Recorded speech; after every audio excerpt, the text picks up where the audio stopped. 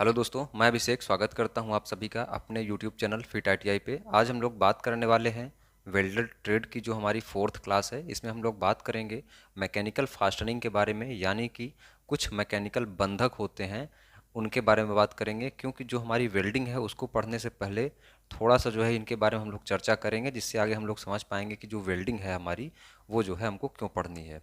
तो सबसे पहले हम लोग बंधक की बात करें तो बंधक जो है, बंधक का मतलब आपको समझना है सबसे पहले कि बंधक होते क्या हैं। बंधक का मतलब ये होता है कि किसी चीज़ को बांधना। जैसे नाम से आपको जो है समझ में आ रहा होगा, बंधक का मतलब होता है कि फास्टनर, यानी कि ऐसे बंधक जो, जैसे कोई मशीनें होती हैं तो उन मशीनों के डिफरेंट डिफरेंट जो पार्ट होते हैं वो आपस में बंधे हुए होते हैं। जैसे मान चलिए बहुत बड़ी लेथ मशीन है, जैसे मान के चलिए आपका ट्रैक्टर हो गया, जेसीबी हो गई, तो वो क्या है, वो छोटे छोटे पार्ट्स में बने हुए होते हैं। उनको हम लोग क्या करते हैं, डिफरेंट टाइप के जो बंधक होते हैं, फास्टनर होते हैं, उनके थ्रू हम उनको क्या करते हैं, पूरा जोड़ करके पूरा एक ट्रैक्टर का निर्माण करते हैं। तो बंधक जो होता है वो क्या होता है, छोटे छोटे मशीनों के एलिमेंट्स को आपस में जोड़ने का काम करता है। वो क्या कहलाता है, बंधक कहलाता है। तो बंधक का काम क्या होता है, जोड़ना। यानी कि किसी भी मशीन के छोटे छोटे पार्ट्स को आपस में जोड़ करके उसको जो है आपस में एक बड़ी सी मशीन जो है आप तैयार करना, जिससे हमारा काम हो सके, वो क्या कहलाता है, बंधक कहलाता है। अब बंधक के लिए जो है कुछ डिवाइसेस हैं। जैसे मान चलिए कि आप बंधक यूज कर रहे हैं तो क्या यूज कर रहे हैं, जैसे आप ट्रैक्टर यूज करते होंगे तो उसमें आप देखते होंगे कि जो पहिया है, व्हील है, स्टीयरिंग है, वो आप सबका क्या है, वो किसी न किसी स्क्रू से जुड़ा हुआ है, किसी नट से जुड़ा हुआ है, किसी बोल्ट से जुड़ा हुआ है, रिवेटिंग की हुई होती है। तो इस प्रकार से जैसे आप देखते हैं कि जो आप घर में जो है बॉक्स वॉक्स खरीदने जाते हैं जब, या अलमारी लेने जाते हैं, तो उसको क्या देखते हैं, उसमें छोटे छोटे रिवेट लगाए जाते हैं। क्योंकि एक छोटी छोटी चादर को मिला करके बड़ी चादर से बना करके एक जो है चादर का एक अलमारी बनाया जाता है। तो इस प्रकार से बहुत सारे बंधक हैं जिनको क्या करते हैं हम लोग आपस में जोड़ जोड़ करके पूरी जो है एक ढांचे का, पूरे एक स्ट्रक्चर का हम लोग निर्माण करते हैं। तो बंधक का काम होता है जोड़ना, यानी कि मशीन के किसी भी पार्ट्स को आपस में जोड़ना जो है वो कौन करता है, बंधक ही करता है। अब बंधक जो होता है, बंधक की थ्योरी आपको पता हो गई, बंधक की परिभाषा आप कोई पूछेगा आपसे तो आप बता पाएंगे कि बंधक का बेसिकली काम ये होता है कि जो मशीन में छोटे छोटे एलिमेंट लगे होते हैं, पार्ट लगे होते हैं, उनको आपस में जोड़ने का जो काम करता है वो कौन करता है, बंधक करता है, यानी कि फास्टनर करता है। अब सवाल यह उठता है कि ये फास्टनर होते क्या हैं, कितने प्रकार के होते हैं। इस बारे में अगर हम लोग डिटेल में डिस्कस करें तो बंधक जो होते हैं बेसिकली वो तीन प्रकार के होते हैं। बंधक जो है तीन प्रकार के होते हैं, जिसमें से पहला बंधक है हमारा अस्थाई। अस्थाई। दूसरा है अर्धस्थाई। अर्धस्थाई। और तीसरा है हमारा स्थाई। यानी कि टेम्परेरी, टेम्परेरी, उसके बाद ये होता है परमानेंट, और ये होता है सेमी परमानेंट।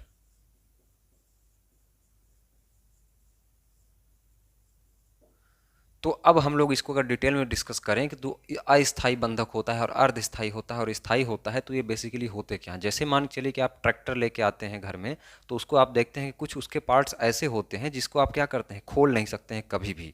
जैसे कि जिससे कुछ पार्टों में जो है वेल्डिंग की हुई होती है, कुछ पार्ट्स में जो है नट बोल्ट से कसे जाते हैं, और कुछ पार्ट्स जो हैं उसमें रिवेटिंग की जाती है, कुछ पार्ट्स में स्क्रू लगाए जाते हैं। तो आप यहाँ से जो है आइडेंटिफाई कर पाएंगे कि कौन सा जोड़ जो है वो अस्थाई कहलाता है और कौन सा अर्धस्थाई और कौन सा स्थाई कहलाता है। हम बात करें अस्थाई की, तो ऐसे जोड़ जिनको हम कभी भी खोल सकते हैं, और उसको खोलने के बाद जो है ना तो हमारे पार्ट को किसी भी प्रकार का नुकसान हो, और ना ही किसी प्रकार का जो हमारा बंधक हम यूज कर रहे हैं, फास्टनर यूज कर रहे हैं, उसका नुकसान हो, दोनों सेफ रहें, और वो जो है मटेरियल आपस में खुल भी जाए, तो वो क्या कहलाएगा, वो अस्थाई कहलाएगा। जैसे मान के चलिए कि ये छोटी छोटी दो प्लेट हैं, इनको आपस में हमने क्या किया है, इनको आपस में हमने एक नट बोल्ट से क्या किया है, कस दिया है। यहाँ पे वार्सा लगा करके हमने यहाँ पे नट से कस दिया है। अब इसको हम क्या करेंगे, अगर इसको हम खोल देंगे, नट को, नट बोल्ट को अगर अलग कर देंगे, तो ना तो हमारे नट बोल्ट में किसी प्रकार का फॉल्ट आएगा, और ना तो हमारी प्लेट जो है किसी प्रकार की टूटेगी फूटेगी। इसका मतलब ये है कि इस जोड़ को हम कभी भी अलग कर सकते हैं और इस जोड़ को फिर से हम चाहें तो असेंबल कर सकते हैं, यानी कि असेंबल और डिसेंबल कुछ भी हम लोग इसको कर सकते हैं और हमारा ना तो जोड़ खराब होता है, किसी प्रकार का फास्टनर जो है बंधक खराब होता है, और ना ही हमारी प्लेट यानी कि पार्ट्स खराब होते हैं। तो वो क्या कहलाते हैं? अस्थाई कहलाते हैं।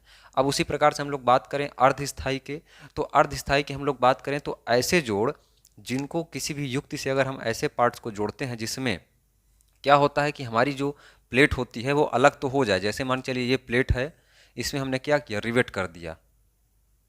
रिवेटिंग आप लोग जानते होंगे, जो छोटे छोटे कूलर जो आप लेते हैं टीने वाला, तो कूलर में छोटे छोटे देखते होंगे रिवेट की जाती है ना, तो वो रिवेट जो होती है वो क्या है, वो अर्धस्थायी होती है। उसका मतलब ये होता है कि आप उसको अलग तो कर सकते हैं, लेकिन उसमें आपका जो फास्टनर है यानी कि बंधक है वो क्या हो जाता है, खराब हो जाता है। और कभी कभी ऐसा भी होता है कि आपकी जो प्लेट है, आपकी चादर जो है वो भी फट जाती है।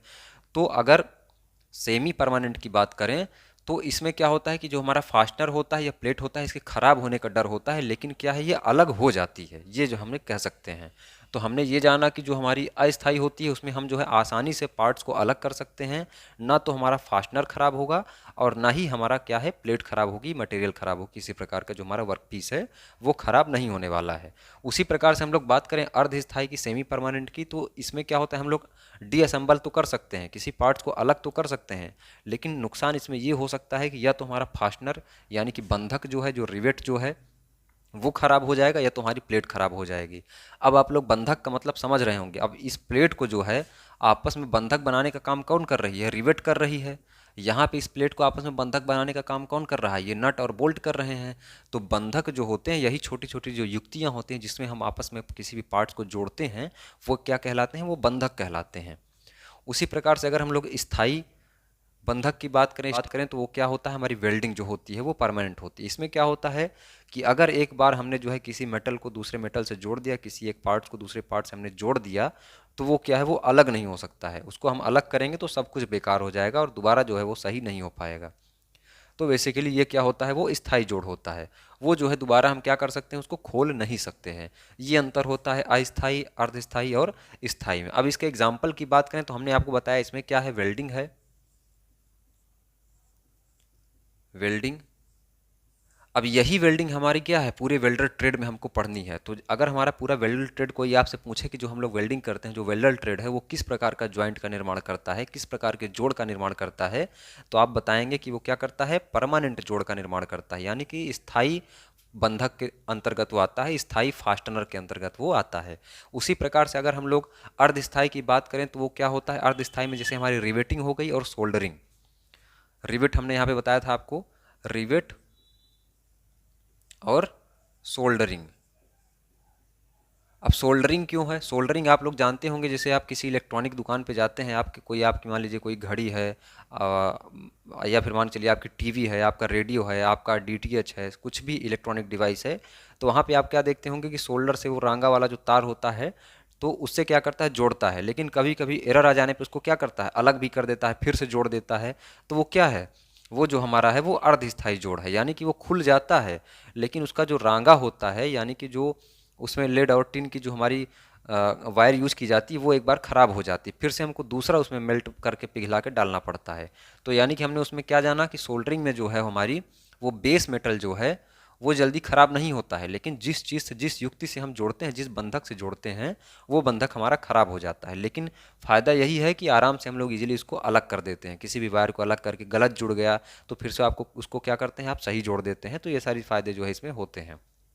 उसके बाद अर्धस्थाई हो गया। अब स्थाई की बात करें तो स्थाई में जैसे मान चलिए कि, अस्थाई में जैसे मान चलिए कि आपका नट बोल्ट हो गया, स्टड हो गया, स्क्रू हो गया, तो ये सारे किस में आते हैं, ये सब आपके अस्थाई में आएंगे। अस्थाई में आते हैं नट एंड बोल्ट, उसके बाद स्क्रू, स्टड, ये सारी चीज़ें जो है हमारी आती हैं अस्थाई में। अब आप लोग क्लियर समझ रहे होंगे कि जो अस्थाई होता है यानी कि टेम्परेरी होता है, नट बोल्ट स्क्रू स्टड। अब इससे भी किसी प्रकार का आप ज्वाइंट करते हैं, जैसे स्क्रू से आप किसी बोर्ड को आपस में जोड़ते हैं तो स्क्रू खोल देते हैं तो वो बोर्ड अलग हो गया, ना तो आपका स्क्रू खराब हुआ, ना तो आपका वो बोर्ड खराब हुआ, ना तो आपका किसी प्रकार का मटेरियल खराब हुआ। जब चाहे आप उसको जोड़ दें, जब चाहे आप उसको खोल लें।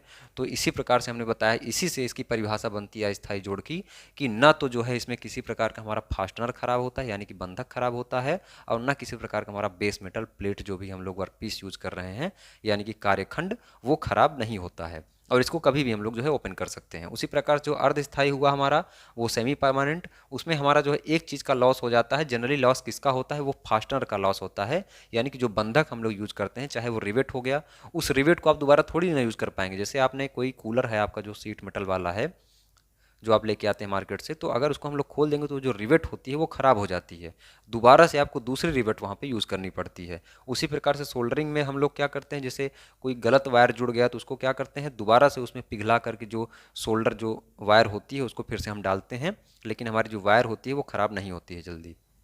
तो ये हमारा जो है अर्धस्थायी जोड़ होता है। उसी प्रकार जब स्थायी जोड़ में हम लोग, हमने बताया आपको वेल्डिंग होती है। वेल्डिंग आपने अगर एक बार किसी पार्ट में कर दिया तो वो हमेशा के लिए फिक्स हो जाता है, आप उसको अलग नहीं कर सकते हैं। अलग करेंगे तो आपकी जो वेल्डिंग है वो भी खराब हो जाएगी, फास्टनर, और जो आपका बेस मेटल है, जो वर्क पीस है, कार्यखंड है, वो भी क्या होगा, वो खराब हो जाएगा। अब हम लोग बात करेंगे बारी बारी से अस्थाई में नट, बोल्ट, स्क्रू और स्टड को जानेंगे। ये क्या है, किस मटेरियल के बनाए जाते हैं। जनरली जो कम्पिटिटिव एग्जाम्स हैं या आपके ऑल इंडिया ट्रेड टेस्ट होंगे, वहाँ पे क्या होगा, ये क्वेश्चन पूछ लिए जाते हैं। तो अगर हम लोग बात करें नट और बोल्ट की, स्क्रू और स्टड की, तो हम लोग सबसे पहले डिस्कस करेंगे किसका, नट और बोल्ट का, नट एंड बोल्ट का। तो नट बोल्ट जो होता है वो किस मटेरियल का बनाया जाता है, अगर हम लोग ये देखें तो वो जनरली स्टील के बनाए जाते हैं। स्टील के साथ साथ और डिफरेंट मटेरियल के भी हम लोग बना सकते हैं, जैसे उसमें जिंक डाल सकते हैं, किसी प्रकार के ऐसे मटेरियल डाल सकते हैं, ऐड कर सकते हैं, एलॉय डाल सकते हैं, जिससे क्या हो कि उसमें कोरोजन ना हो, यानी कि जंग ना लगे, उसमें किसी प्रकार की रस्टिंग ना हो, वो ख़राब ना हो। तो वो छोटे छोटे एलिमेंट के तौर पर हम लोग मिला सकते हैं, लेकिन जनरली जो हम लोग यूज़ करते हैं नट बोल्ट को बनाने में, वो क्या यूज़ करते हैं, स्टील यूज़ करते हैं। ये आपको ध्यान देना है। अब अगर हम लोग देखें कि बोल्ट और नट क्या होते हैं, तो बोल्ट जो होते हैं वो बोल्ट जनरली क्या होते हैं, एक सिलेंड्रिकल या एक रॉड होती है। उस रॉड में क्या होता है कि बाहर साइड की जो है चूड़ियाँ कटी हुई होती हैं, एक्सटर्नल थ्रेड उसमें बने होते हैं, यानी कि बाहर की साइड चूड़ी कटी होती है और एक साइड उसमें क्या होता है, एक हेड बना हुआ होता है।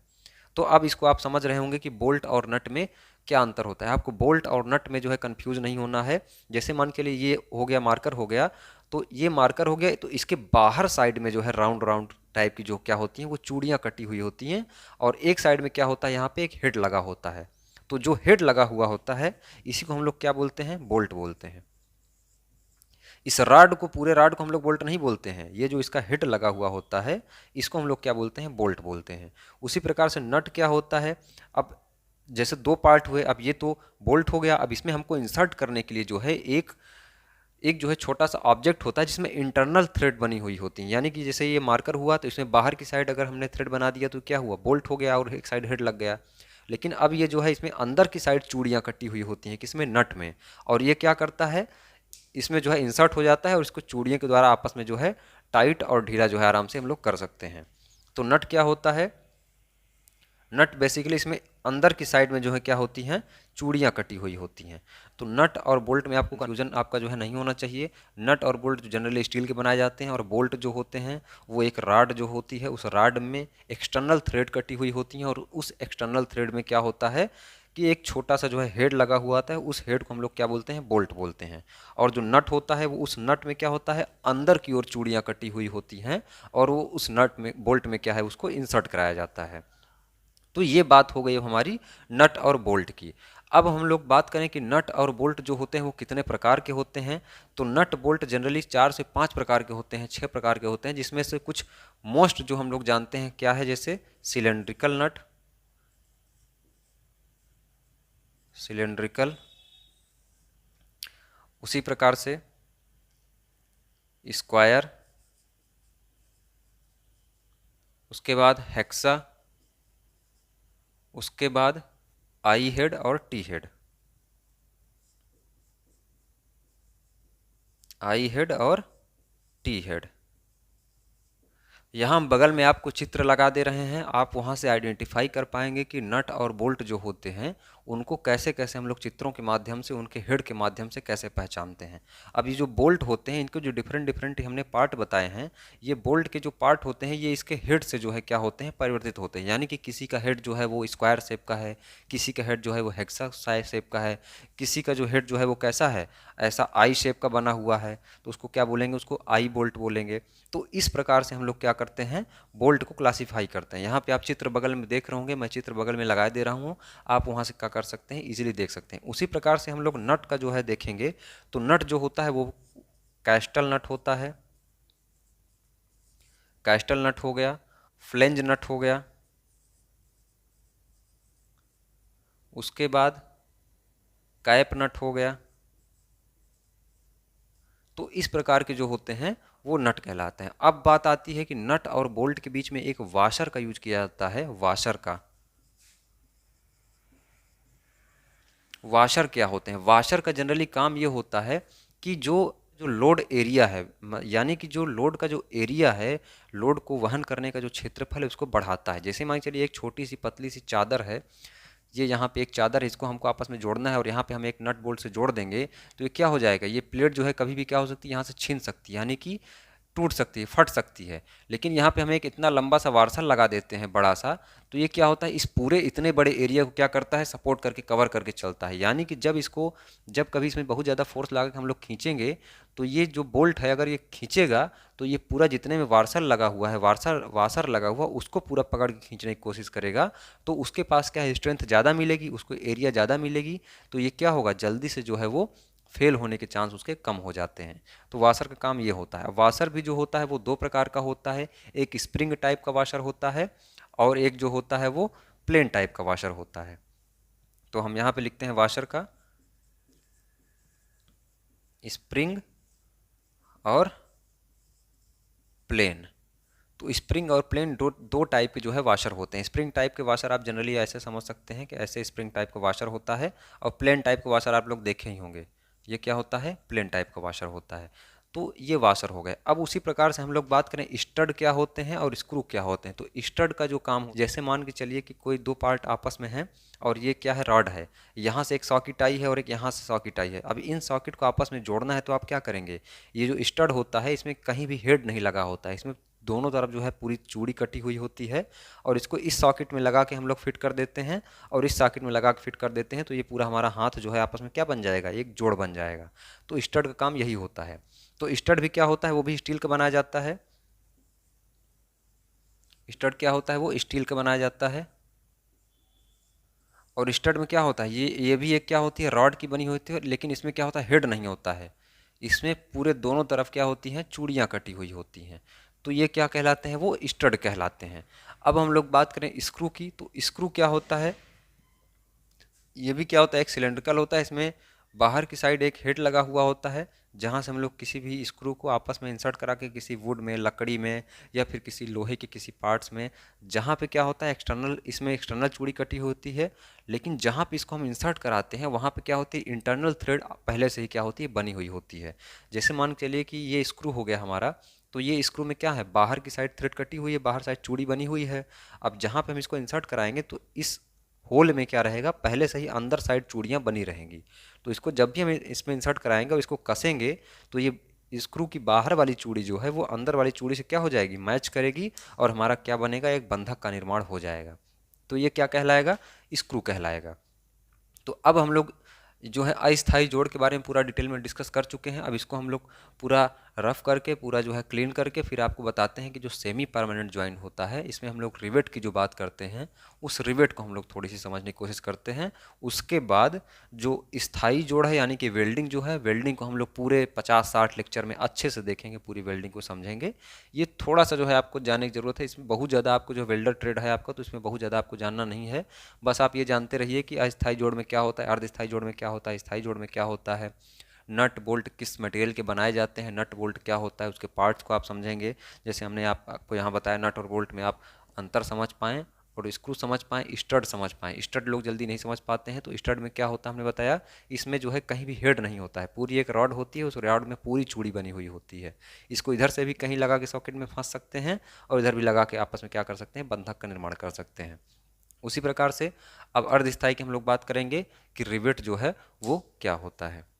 तो अब जो हमारा सेमी परमानेंट जोड़ था, बंधक था, यानी कि अर्ध स्थायी जोड़ था, उसके अंतर्गत जो उदाहरण हमने लिखा था रिवेटिंग के बारे में, यानी कि रिवेट क्या होता है उसके बारे में समझेंगे। अभी तक हम लोगों ने जो है अस्थायी जोड़ यानी कि टेम्परेरी जोड़ जिसमें नट, बोल्ट, स्क्रू, स्टड इनके बारे में समझा। अब जो है हमारा अर्धस्थायी बंधक यानी कि सेमी परमानेंट फास्टनर के बारे में समझेंगे, जिसका उदाहरण क्या था, रिवेट। रिवेट के बारे में जैसा हमने आपको बताया था कि रिवेट किसी भी चादर में की जाती है, किसी भी सीट मेटल में की जाती है, जो कि सेमी परमानेंट होता है यानी कि अर्धस्थायी होता है, तथा जिसको हम बाद में जब डीअसेंबल करते हैं यानी इसको हम अलग करते हैं तो जो हमारा रिवेट होता है वो क्या होता है, वो फेल कर जाता है, वो हमारा खराब हो जाता है। उसको हमको फिर से जो है अगर जोड़ना होगा तो दूसरी रिवेट हमको यूज़ करनी पड़ती है। तो रिवेट के बारे में हम लोग डिटेल में समझेंगे। तो रिवेट हेडिंग डालते हैं। रिवेट यानी कि रिवेटिंग के बारे में अगर हम लोग समझें तो रिवेट जो होता है ये एक सेमी परमानेंट जो जॉइंट है, जो कि mild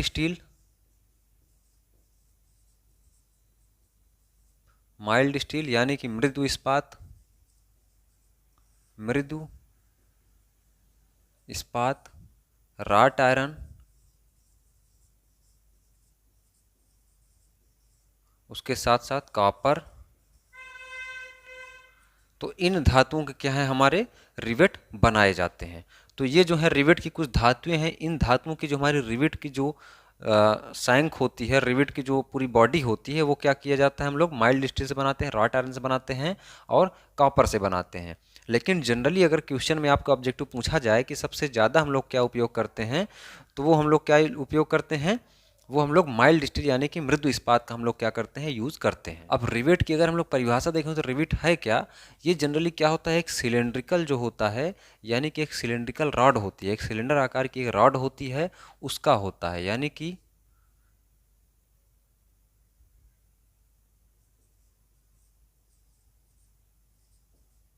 cylindrical rod. Cylindrical rod का बनाया जाता है ये, जिससे में एक साइड ऊपर साइड क्या होता है, हेड बना हुआ होता है। यानी कि जैसे ये सिलेंड्रिकल रॉड हो गई हमारी, इसके एक साइड में क्या होगा, हेड बना हुआ होगा, तो इसको हम लोग क्या बोलेंगे, हेड बोलेंगे। इसको क्या बोलेंगे, बॉडी बोलेंगे। और यहाँ पे जो होता है वो क्या होता है, इसको टेल बोलते हैं। ये बॉडी हो गया, ये हेड हो गया। तो अगर रिवेट कोई पूछेगा तो हम लोग क्या बताएंगे, एक सिलेंड्रिकल रॉड होता है, एक सिलेंड्रिकल रॉड में एक साइड ऊपर की साइड हेड होता है और नीचे साइड टेल लगा होता है, और जो बीच का जो पोर्शन होता है उसको बॉडी या फिर सैंक बोलते हैं, बॉडी या सैंक बोला जाता है। तो ये क्या हुआ, ये हमारा रिवेट हो गया। अब ये रिवेट काम कैसे करता है, जैसे मान चलिए कि हमारे पास दो प्लेट हैं, दो चादर की प्लेट है, अब इसमें हमको रिवेट करना है। तो इसको रिवेट को हम क्या करेंगे, पहले ड्रिल मशीन से यहाँ पे छेद करेंगे, यानी कि छिद्र का निर्माण करेंगे। उसके बाद इस रिवेट को यहाँ पे क्या करेंगे, इंसर्ट करेंगे। इसके अंदर डालने के बाद यहाँ से हमारी एक डाई आएगी और यहाँ से एक डाई आएगी, और क्या करेंगे हम लोग, अच्छे खासे फोर्स के द्वारा, अच्छे खासे बल लगा कर इसको क्या करेंगे, आपस में प्रेस कर देंगे। होगा क्या, ये जो है, ये हमारा जो टेल है, ये किसका निर्माण कर लेगा, ये बॉटम साइड का जो है हेड का निर्माण कर लेगा। यानी कि जैसे ही टेल यहाँ पे हम लोग इसको फोर्स करके डाई से प्रेस करेंगे इधर से उधर से, या मान चलिए आप हथौड़े से, और नीचे एक जो है कुछ लोहे की वर्क पीस रख करके उस पर पीटते हैं जब, तो क्या होता है कि ये तो हेड इधर बना ही रहता है। इधर से जिधर से हम इंसर्ट करते हैं तो ये टेल है, ये टेल क्या हो जाती है, पूरी चपटी हो जाती है, और ये टेल जो है ये भी इधर क्या करती है कि हेड का निर्माण कर लेती है। तो हमारा रिवेट जो है वो कुछ ऐसा बन जाता है, जैसा कि आप लोग देखते होंगे चादरों में, कूलरों में, बक्से में, अलमारी में, जैसा कि होता है आप देखेंगे। तो इधर साइड भी ऐसे बना रहेगा और इधर साइड भी बना रहेगा, अंदर साइड भी, बाहर साइड भी। लेकिन जनरली शुरू शुरू में क्या होता है, सिर्फ एक साइड इसमें क्या होता है, हेड बना हुआ होता है और नीचे टेल होती है। और जब भी हम इसको हाई फोर्स से, हाई इम्पैक्ट से क्या करते हैं, इसमें बल लगाते हैं और अपना जो है ऑपरेशन कंप्लीट करते हैं, तो ये क्या करता है, एक हेड का निर्माण जो है कर लेता है, जिससे क्या होता है, रिवेट निकलता नहीं है। तो ये हुई रिवेट की बात। अब जो है वो रिवेट कई प्रकार के हो सकते हैं, जैसे कि आपने इनको देखा कि ये जो है इसका क्या है, ये हेड है। तो हेड के अनुसार जो है रिवेट कई अलग अलग तरह के हो सकते हैं, जैसे किसी का हेड जो है वो गोलाकार है, किसी का हेड जो है वो काउंटर आकार का है, किसी का कोनिकल आकार का है, किसी का पैन है, तो इस हिसाब से जो है 4 से 5 प्रकार के रिवेट जो है वो बतलाए गए हैं। तो सबसे पहले हम लोग बात करें अगर, तो कौन कौन से होते हैं, तो यहाँ पे आप देखते हैं एक होता है स्नैप हेड, उसके बाद दूसरा होता है हमारा काउंटर हेड, उसके बाद कोनिकल हेड, उसके बाद फ्लैट हेड, उसके बाद पैन हेड। Pan head. तो अब जो स्नैप हेड होता है, ये स्नैप हेड, ये जनरली जो ये वाला आप देख रहे हैं, जैसे अभी हमने आप यहाँ पे बनाया, तो इस टाइप का अगर रिवेट रहेगा, यानी कि ये रिवेट क्या कहलाएगा, ये स्नैप हेड कहलाएगा। उसके बाद काउंटर हेड क्या होगा, काउंटर हेड, ये काउंटर हेड कहलाता है। ये आप देख रहे होंगे यहाँ से क्या है, ये काउंटर हो गया है, टेपर हो गया है, तो ये क्या कहलाएगा, ये काउंटर हेड रिवेट कहलाएगा। उसके बाद कोनिकल रिवेट, ये जो है कोनिकल रिवेट कहलाएगा। ये देख रहे हैं आप, ये क्या कर रहा है, ये कोने का निर्माण कर रहा है, कोन का निर्माण कर रहा है, तो ये क्या हो जाएगा, कोनिकल हेड हो जाएगा। ये स्नैप हेड हो जाएगा हमारा, ये काउंटर हेड हो जाएगा, ये कोनिकल हेड हो जाएगा। और जो फ्लैट हेड होगा, ये क्या रहेगा, पूरी तरह से फ्लैट रहेगा, ये क्या होगा, फ्लैट हेड हो जाएगा। और जो पैन हेड होता है, ये जनरली इस टाइप का जो है आप इसको देख पाएंगे, तो ये क्या कहलाएगा, ये पैन हेड कहलाएगा। तो डिफरेंट डिफरेंट टाइप के इनके हेड के आकार पे क्या करेंगे हम लोग, रिवेट को क्या करते हैं, क्लासीफाई करते हैं, रिवेट को जो है वर्गीकरण करते हैं। अब यहाँ से हम लोगों ने रिवेट को समझा, एक बार फिर से हम रिवाइज करते हैं।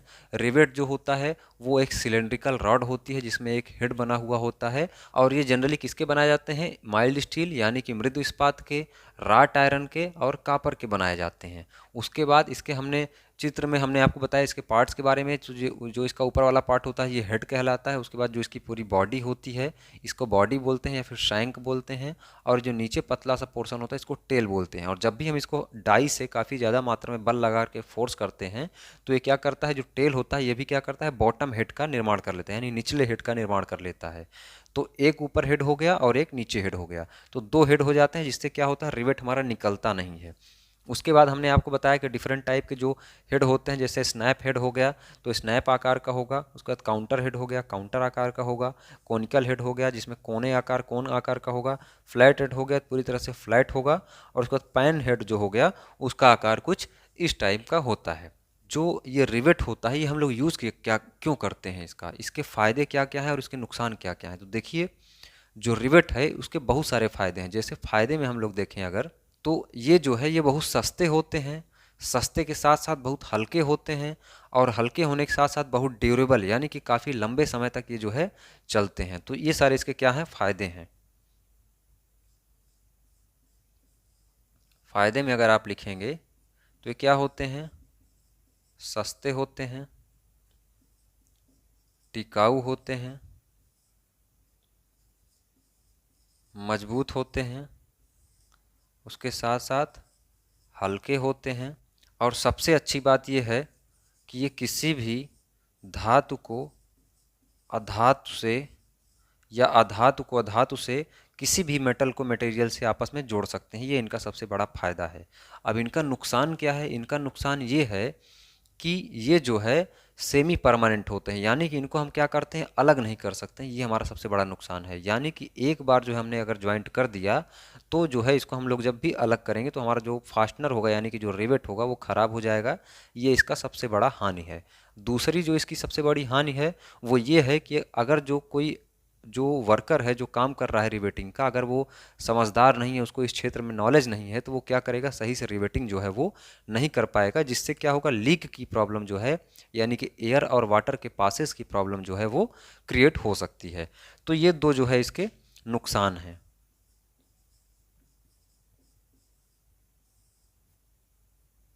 नुकसान में क्या है, सेमी परमानेंट है, और दूसरा क्या है, स्किल वर्कर की हमको ज़रूरत पड़ती है। स्किल वर्कर यानी कि इसमें निपुण जो है हमको वर्कर चाहिए, वही काम कर सकता है, हर व्यक्ति नहीं कर सकता है। जैसा कि आपने जाना था कि जो नट बोल्ट हो गया, स्क्रू हो गया, उसको कोई भी जोड़ सकता है। उसको कोई भी गांव का व्यक्ति हो या फिर शहर का व्यक्ति हो, कहीं भी रह रहा हो, नट बोल्ट आसानी से वो खोल सकता है, बंद कर सकता है। लेकिन रिवेट जो है वो सिर्फ कुशल कारीगर ही क्या कर सकता है, कर सकता है। तो ये इसकी जो है सबसे बड़ी हानि है। अब उसके बाद बात आती है कि जो रिवेट होता है, इसके डिफरेंट टाइप के जॉइंट्स होते हैं, यानी कि इनके जोड़ करने की, इनको रिवेट को आपस में जोड़ने के दो मेथड बताए गए हैं। जैसा कि इसके पहले लेक्चर में हमने वेल्डिंग के जो जॉइंट्स के बारे में बात किया था, जहाँ पे हमने आपको लैप और बट जॉइंट के बारे में बताया था, तो सेम इसी प्रकार का लैप और बट जॉइंट जो है वो रिवेट में भी क्या किया जाता है, यूज़ किया जाता है। तो अब इसके अगर हम लोग जॉइंट्स की बात करें तो जॉइंट कौन कौन सा होता है, लैप जॉइंट और बट जॉइंट। तो लैप जॉइंट हमने आपको बताया था कि लैप जॉइंट का मतलब होता है कि एक मेटल को, यानी कि एक रॉड को, एक प्लेट को एक दूसरे के ऊपर क्या कर देना, चढ़ा देना। ये तो ये क्या कहलाएगा, लैप जॉइंट कहलाएगा। और बट जॉइंट क्या हमने बताया था कि इसके दोनों किनारों को जोड़ना होगा, तो वो बट जॉइंट कहलाएगा। उसी प्रकार से जिस प्रकार से हम देखें अगर लैप जॉइंट, तो मान लीजिए ये एक हमारे पास प्लेट है और हमारे पास ये एक प्लेट है, तो इसको हमको जोड़ना होगा, तो हम क्या करेंगे, इसमें हम लोग जनरली यहाँ पे क्या करेंगे, रिवेट कर देंगे, तो ये हमारा क्या होगा, प्लेट जुड़ जाएगा।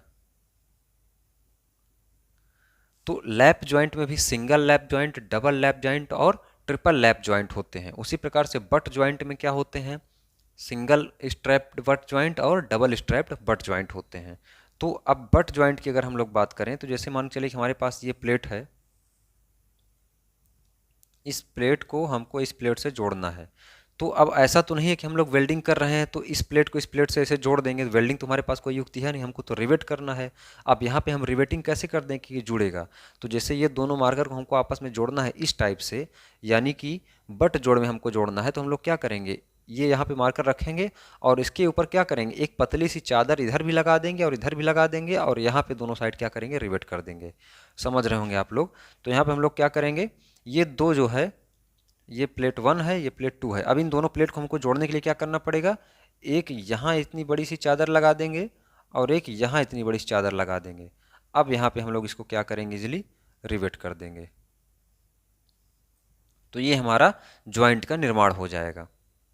अब इन जॉइंट का निर्माण करना है तो इनको अरेंज यानी कि इनको व्यवस्थित करने का तरीका भी बताया गया है। यानी कि ये जो, जैसे मान के चलिए आपको यहाँ एक रिवेट लगा दिए, एक यहाँ रिवेट लगा दिए, एक यहाँ रिवेट लगाया आपने, एक यहाँ रिवेट लगाया, तो इसको किस मेथड में हमको रिवेट लगाना है ये भी जो है बतलाया गया है। तो वो दो मेथड हैं, तो एक को चैन बोलते हैं और एक को जिग जैग मेथड बोलते हैं। यानी कि जैसे मान के चलिए कि आपके पास ये प्लेट है,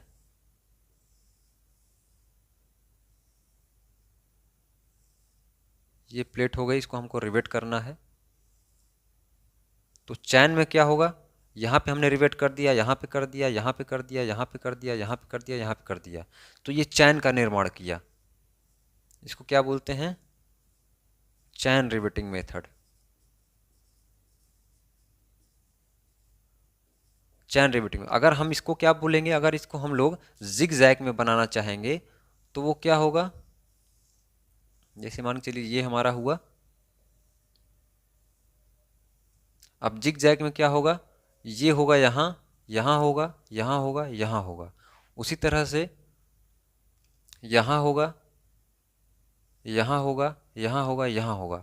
तो यहाँ पे आप क्या देख रहे हैं, एक एक छोड़ छोड़ के, जैसे ये देख रहे हैं आप, ये यहाँ पे ऐसे जिग जैग का निर्माण कर रहा है, ये देखिए। तो ये क्या कहलाएगा, ये जिग जैग मेथड कहलाएगा, ये जिग जैग मेथड कहलाएगा। ये जो है आपके सिलेबस में नहीं है, ये जो है जितने भी लोग पढ़ते हैं सीट मेटल की जो है एक अलग से ब्रांच होती है, एक ट्रेड होती है, वो उससे जो लोग आईटीआई करते हैं उनको पढ़ाया जाता है। लेकिन आपको ये जानना ज़रूरी है कि जो फास्टनिंग है उसमें जो रिवेटिंग की मेथड होती है, जो अरेंज करने की व्यवस्था होती है, वो कौन कौन सी होती है, एक जिग जैग होती है और एक चैन होती है। तो चैन में आप देख रहे हैं यहाँ पे एकदम स्ट्रेट चैन में जैसे बनाई गई है उस प्रकार से चैन में होगी। लेकिन जब हम लोग जिग जैग की बात करेंगे तो एक जिग जैग इस टाइप का जो है एक निर्माण होगा। तो ये क्या कहलाएगा, ये जिग जैग अरेंज मेथड कहलाएगा। तो ये हमारी जो है फास्टनिंग की यानी कि बंधक की क्लास यहीं पे ख़त्म होती है। अब जो हमारा अगला लेक्चर रहेगा वो क्लासिफिकेशन ऑफ वेल्डिंग यानी वेल्डिंग का वर्गीकरण रहेगा। वो चैप्टर जो है बहुत ही मोस्ट है और वहीं से जो है आपकी वेल्डिंग की क्या होगी, नींव शुरू होगी। यानी कि उस लेक्चर को अगर आप नहीं देखेंगे तो आगे की पूरी वेल्डिंग नहीं समझ पाएंगे। और हम ये कोशिश करेंगे कि उस लेक्चर में जहाँ पे हम वेल्डिंग के बारे में पूरा डिस्कस करेंगे, कौन सी वेल्डिंग किसके अंतर्गत आती है, तो वहाँ पे उन वेल्डिंग के टेम्परेचर कहाँ यूज होती है, उसमें क्या क्या बेस मेटल होते हैं, कहाँ उनके बारे में जो कॉमन सी प्रॉपर्टीज़ हैं जो जनरली आपके ऑब्जेक्टिव एग्जाम्स में पूछे जाते हैं, वो हम लोग वहीं पे डिस्कस कर लेंगे। तो मान के चलिए कि जो अगली वाली क्लास है उसमें आधी वेल्डिंग जो है आपकी उस क्लास में जो है वो जो लेक्चर जो बच्चा 2 बार 3 बार जो देख लेगा उसकी आधी वेल्डिंग जो है उसी लेक्चर से कंप्लीट हो जाएगी।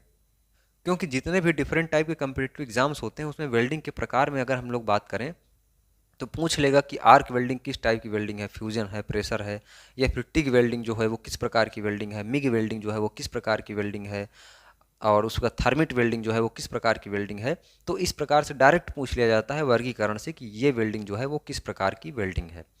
तो वेल्डिंग के जो क्लासिफिकेशन है उसको हम आपको जो है रटना नहीं है, उसको हम यहाँ पे बनाएंगे, उसको साथ साथ आपको कॉपी पेज क्या करना है, बनाना है, और हमारे साथ साथ आपको वो याद हो जाएगी। शर्त यह है कि आपको हमारे साथ साथ क्या है, साथ देना पड़ेगा। जैसे जैसे हम यहाँ पे बनाएंगे वैसे वैसे आप किसी चीज़ को पढ़ेंगे, बनाएंगे। तो हमारे क्लास को आप लोग जो है एंजॉय करते हुए अच्छे से पढ़िए, बिल्कुल प्रैक्टिकल वे में पढ़िए, आपको दिखाई देनी चाहिए सारी चीज़ें। कोई भी चीज़ जो है ऐसा नहीं होना चाहिए कि आपको थ्योरी सा लगे। ये सब करने के बाद हम आपके लिए ऑब्जेक्टिव क्वेश्चन की प्रैक्टिस कराएंगे। वहाँ से आप देख पाएंगे कि आपके सारे कॉन्सेप्ट जो है वो क्लियर मिलेंगे आपको। तो अगर जो लोग चैनल पर नए हैं तो चैनल को सब्सक्राइब करके बेल आइकन को ज़रूर प्रेस कीजिएगा और वीडियो को दोस्तों तक शेयर कीजिए। कोई भी क्वेश्चंस हो, कोई भी डाउट हो तो नीचे कमेंट करिएगा। टेलीग्राम ग्रुप में आप लोग ज्वाइन हो जाइए, इंस्टाग्राम पे हमको फॉलो करके वहाँ से आप डायरेक्ट हमसे बात कर सकते हैं। तो थैंक यू दोस्तों वीडियो देखने के लिए।